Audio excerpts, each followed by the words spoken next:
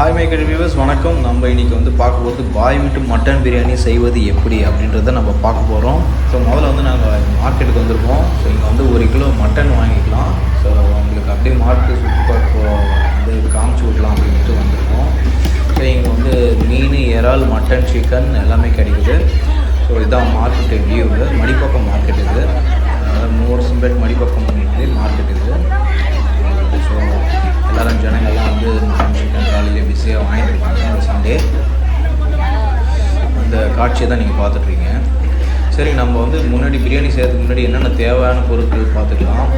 1.5 kilo biryani அரிசி, 1 kilo mutton, 400 gram வெள்ளரி வெங்காயம், 400 கிராம் தக்காளி, 100 கிராம் சின்ன வெங்காயம், 75 கிராம் அரைச்சி வச்ச இஞ்சி பூண்டு விழுது, இதெல்லாம் எடுத்துக்கணும். அதுக்கப்புறம் நம்ம என்ன பண்ணிக்கணும் அப்படின்னா, ஃபஸ்ட்டு வந்து பிரியாணிக்கு தேவையான பொருளை எடுத்து வச்சுட்டு ஆயில், நெய் சூடானோன்னு கட் செஞ்சு வச்சுல வெங்காயத்தையும் பச்சை மிளகாயும் சேர்த்து நல்லா கிளறி விடணும். பிறகு வந்து மட்டனை சேர்த்துக்கணும். அப்புறம் நல்லா வந்து கிளறி 5 நிமிஷம் மட்டன் வதங்கும் நிலையில் இருக்கும்போது நீங்கள் வந்து தேவையான அளவு இஞ்சி பூண்டு பேஸ்ட் சேர்த்துக்கின்னு அதை வந்து நல்லா வதக்கினே இருக்கணும்.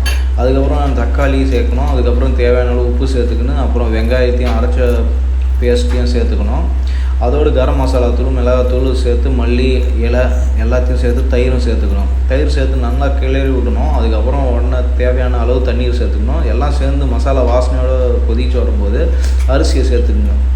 அப்புறம் அரிசியை சேர்த்துட்டு நல்லா கொதி வந்த உடனே என்ன பண்ணுங்க, அதுக்கப்புறம் உடனே வந்து நீங்கள் எலுமிச்சை சாறு சேர்த்து நல்லா வந்து பிரட்டி விட்ருங்க.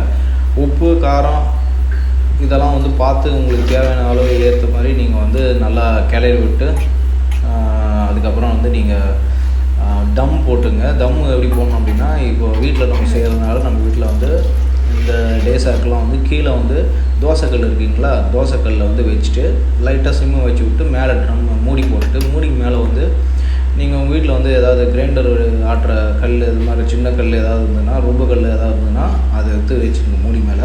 மூடி வச்சு தம் போட்டுங்க.